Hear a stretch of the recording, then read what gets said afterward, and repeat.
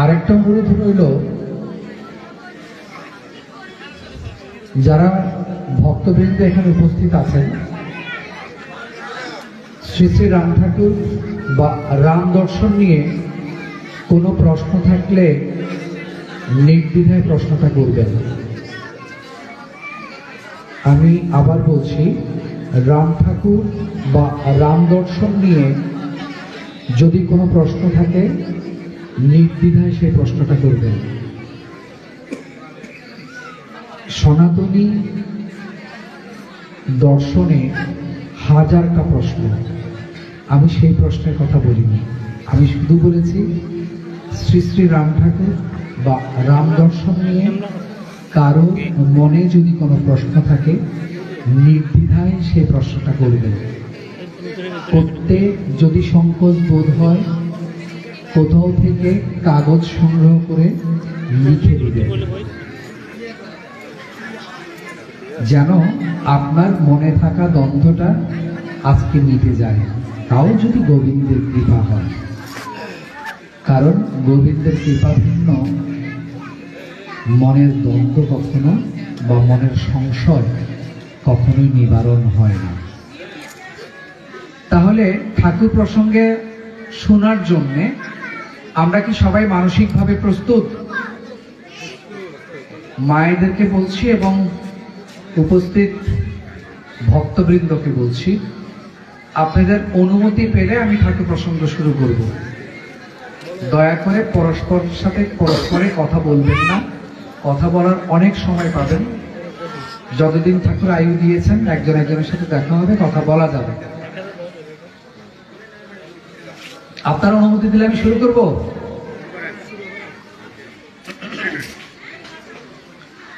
তাহলে তার একটা ধ্বনি দিয়েই শুরু হোক।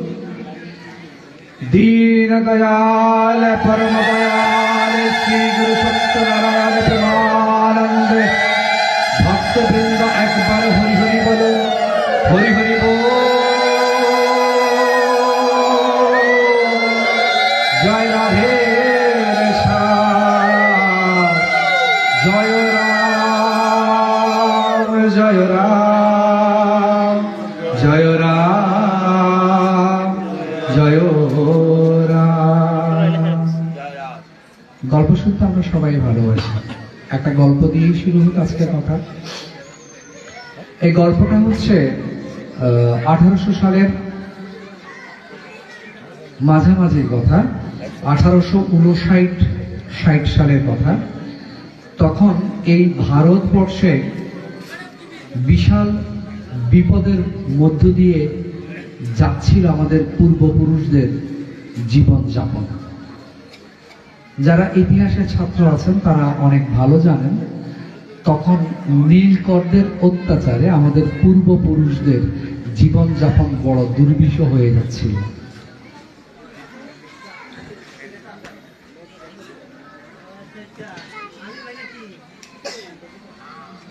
এই অত্যাচারে হাজার হাজার মানুষ এখনকার মতন পুলিশের গুলিতে মারে নাই, না খেয়ে মারা গেছে।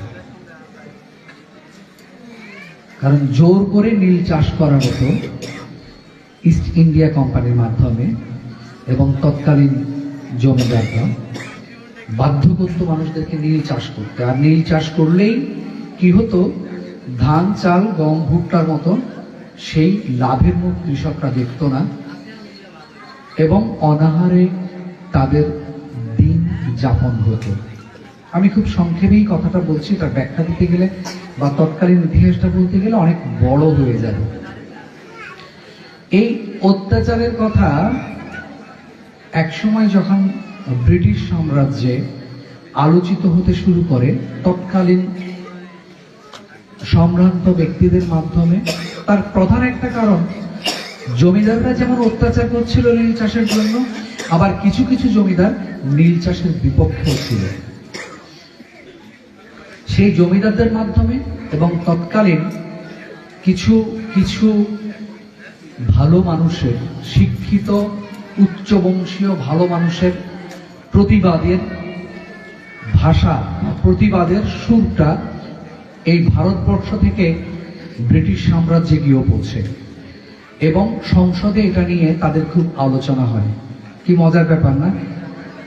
তৎকালীনও কিন্তু ব্রিটিশ রাজ্যে সংসদীয় গণতন্ত্র বলবো না, সংসদীয় রাজতন্ত্র ছিল।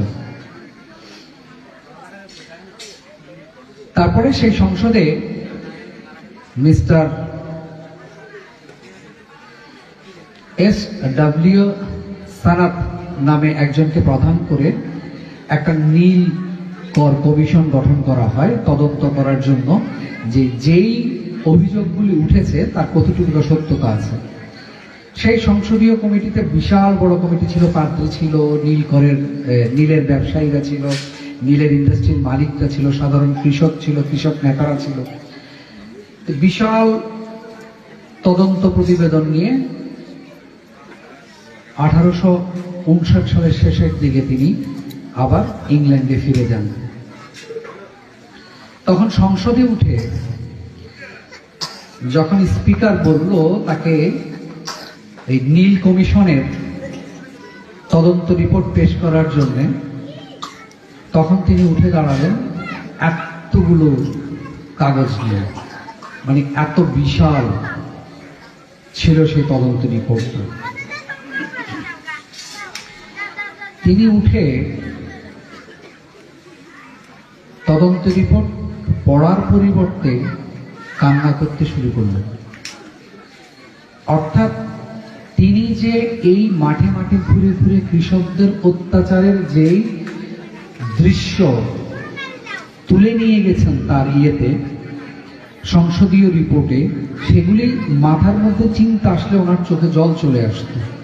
উনি শুধু কান্নাই করছেন। কান্না করতে করতে যখন হট্টগোল হচ্ছে, কি বলো বলো, কিছু বলছো না কেন, তখন তিনি শুধু বলছেন আই কনসিভ।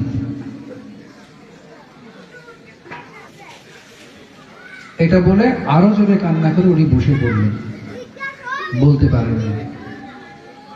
দ্বিতীয় দিনও যখন তাকে আহ্বান করা হলো সেই তদন্ত রিপোর্ট পেশ করার জন্য, একইভাবে উনি উঠে দাঁড়ালেন। মাত্র 2-1 লাইন পড়েই উনি এমন ভাবে কান্না করতে শুরু করলেন, উনি চোখ মুছতে মুছতে আবার বললেন আই ক্যান সি। তৃতীয় দিন এমন ঘটনার পরে এক মহিলা সাংসদ একটু হাস্য রসিকতা করে বলল, mister Shatner, you already conceive three times but give nothing for us, but a single time I conceive, I will give a good kids for you, but lovely kids for you. অর্থাৎ তুমি পরপর 3 দিন 3 বার conceive করছো কিন্তু কিছুই দিতে পারবে না, আর আমি যদি মাত্র একবার কনসিভ করি তোমাকে সুন্দর চমৎকার একটা বাচ্চা উপহার দেব।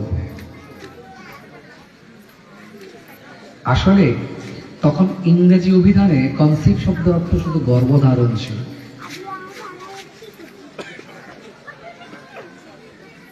সেই নীল কমিশনের প্রধানের অভিব্যক্তির পর থেকে, আমার শিক্ষক এখানে আছেন, তখন ডিকশনারিতে যুক্ত হয় কনসিভ শব্দের অর্থ শুধু গর্ভধারণ নয়, অনুধাবন করা, হৃদয়াঙ্গন করা।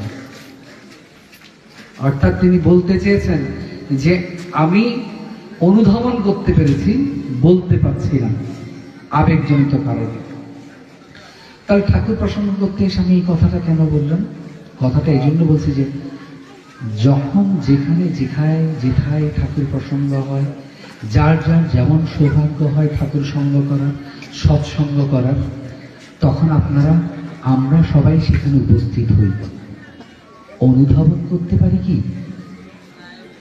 বক্তা কি বলছেন, গোবিন্দ কি চাইছেন, সেটা কি আমরা অনুধাবন করতে পারি, আমার হৃদয়ে ধারণ করতে পারি? কি বলেছেন ঠাকুর?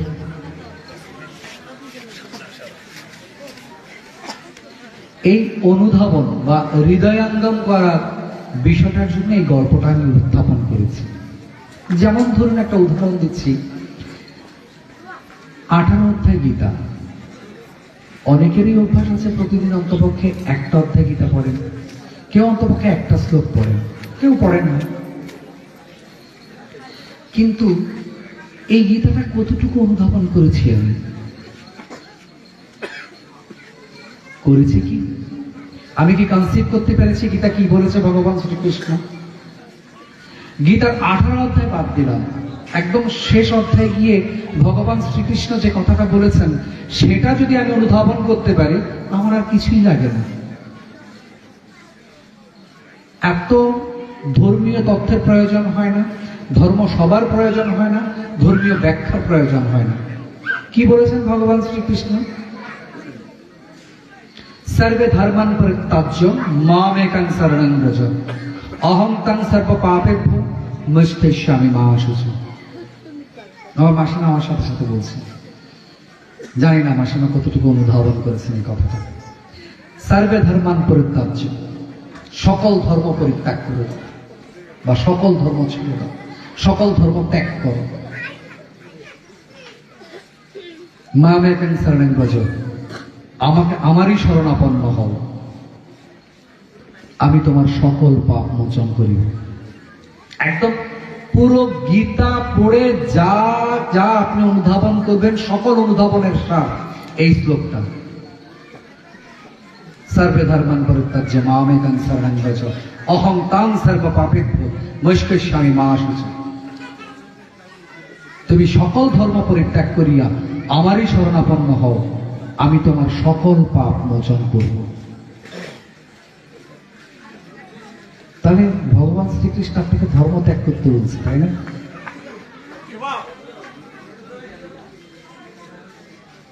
মুদ্রা কথায় আমরা তাই বুঝি কি? আবার ভগবান শ্রীকৃষ্ণ এই গীতাতেই বলেছেন কি, সাধর্ম নিধনাং শ্রেয় পরধর্ম ভয়াবহ। নিজ ধর্মে মরে যাওয়া ভালো,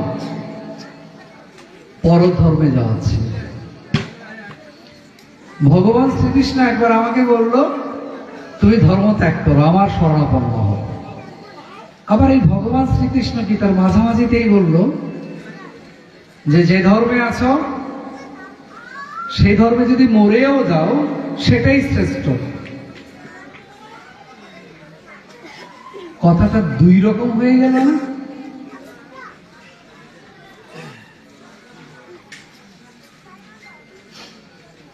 একটু দ্বিধা সৃষ্টি করে না কথাটা? কি বলেন দাদা? দ্বিধা না?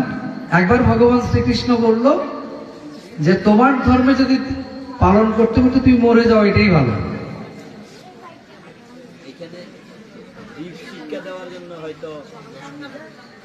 বিষয়টা আমি একটু সহজ করে দিচ্ছি। দাঁড়াও, বসো, এই শব্দ দুটো আমরা বুঝি।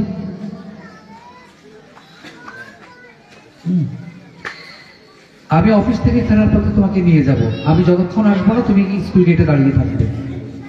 দাঁড়াও। ছেলেটা যে পরিশ্রম করছে গত 3 বছরে, পরিশ্রম করে করে ব্যবসাটাকে দাঁড় করিয়ে দিল। দোনোটা দাঁড়াও না, চুপচাপ এখানে বসে থাকো। মানে বসো। এত অবহেলা করলে কি ব্যবসাটা তো বসেই যাবে। ব্যবসা কি আর ব্যবসা থাকে? দুইটি বসো। প্রায়োগিক অর্থে এই দুই বসো বা দুই দাঁড়ানো, এই ধর্ম গীতাতে ভগবান শ্রীকৃষ্ণ এই দুই জায়গায় যে ধর্মের কথা বলেছে, এই প্রায়োগিক অর্থে সেখানেও ভিন্নতা আছে।